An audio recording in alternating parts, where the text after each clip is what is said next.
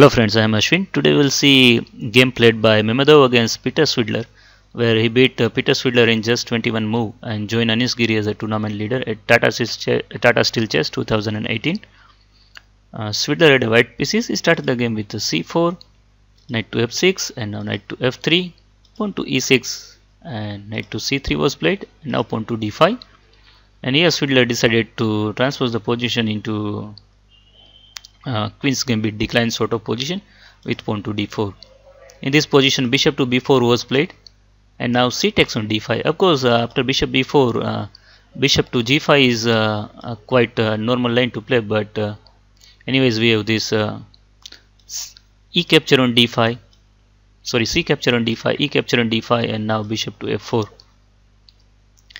And black played knight to e4, immediately sees the opportunity to attack the knight on c3, and here queen f4 check, and of course the bishop is hanging and there is a check, so there is only one move that protects the both, that is a knight to c6, and now rook to c1 in order to defend this c3 square once more, and here black just castled.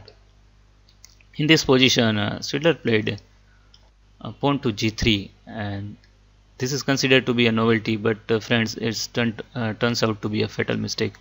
Because of this g3 move only, black was able to launch a decisive attack with pawn to g5, pawn to f4, pawn to f5 followed by pawn to f4, and open up the g file in his favor.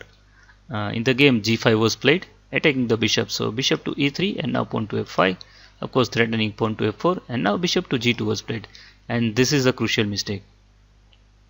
Here pawn to f4 was played, and now g capture on f4, and I think Svidler was hoping for pawn capture on f4, but here comes a beautiful move, bishop capture on c3. Now what is the point behind this intermediate check?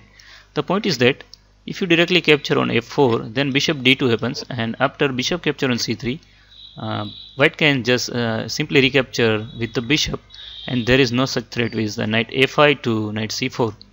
And in case of bishop capture on c3, white has to recapture with the pawn, and now at any point of time knight to a5 to c4 can happen, and there's c4 and e4 knights are just monsters.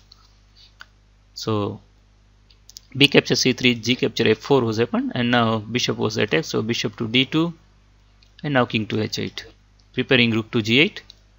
And in this position, Svidler made a terrible blunder. He played queen to b3, and this allows knight to f5 with tempo. So knight to f5, attacking the queen, queen to c2, and now knight to c4. And here this bishop has been attacked because black's main idea is to play rook to g8 followed by queen to g5, and for the same reason he has to remove this knight from f3, and for that he can capture on d2 because knight is the defender of this d2 bishop and the g5 square both. So rook to d1 was played, rook to g8, and in this position another mistake by Svidler, and of course this happens when you are under terrible pressure.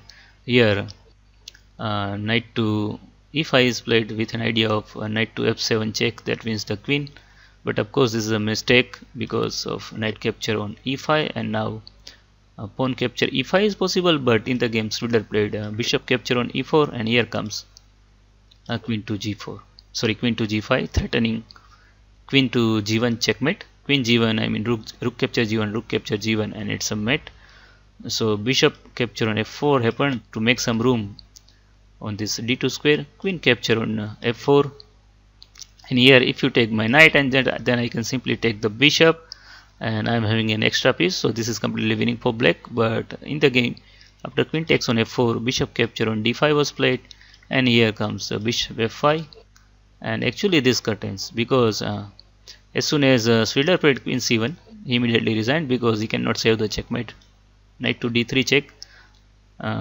If say rook capture on d3, then queen capture on c1, then rook to d1, and I guess bishop rook to d1, then bishop queen capture on c3, and once king to f1, this bishop h3, and game is obviously over.